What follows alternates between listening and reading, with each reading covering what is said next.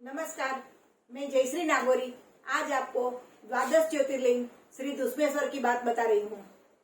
श्री दुस्मेश्वर ज्योतिर्लिंग मध्य प्रदेश में दौलताबाद स्टेशन से 19 किलोमीटर दूर वेरुल करके एक छोटा गांव है, वहां स्थित है।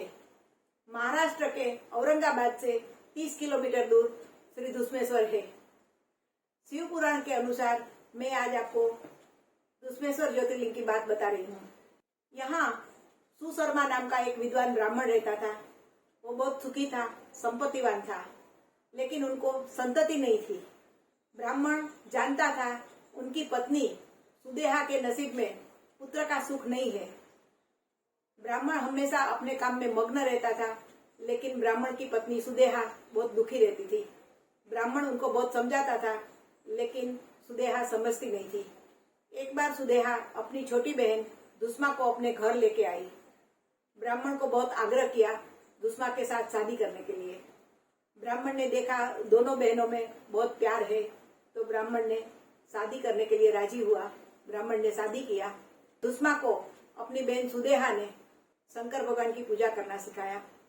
दुस्मा हर रोज 101 शिवलिंग बनाती थी और फिर वहाँ शिवालय नाम का एक सरोवर था, वहाँ जाके शिवलिंग को विसर्जित करती थी। ऐसे वो हर रोज करती थी। शंकर भगवान की दया से उनको पुत्र प्राप्त हुआ। पुत्र धीरे धीरे बड़ा होने लगा। पुत्र की शादी हो गई।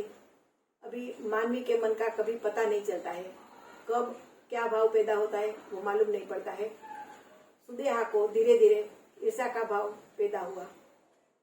सुदेहा ने ब्राह्मण पुत्र को मारना चाहा। एक बार मौका देख के घात किया।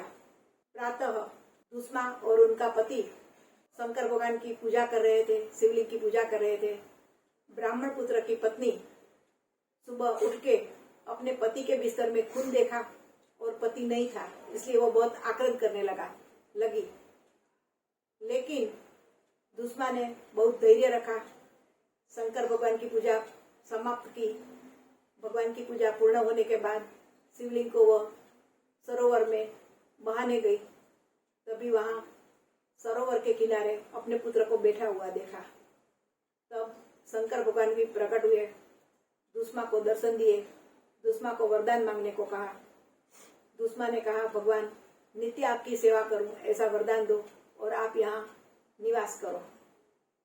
शंकर भगवान ने तथास्तु कहा। ज्योति स्वरूप वहाँ शिवलिंग में निवास किया। अभी शंकर भगवान ने दुस्मा को सुदेहा की कपट की सब बात बताई और सुदेहा को मृत्युदंड देना चाहा, लेकिन दुस्मा बहुत दयालु थी, क्षमाशील थी। दुस्मा ने शंकर भगवान को विनंती की अपनी बहन को क्षमा देने के लिए। भगवान ने दुस्मा को क्षमा करने की विनंती से खुश हुए। सुदेहा को क्षमा की।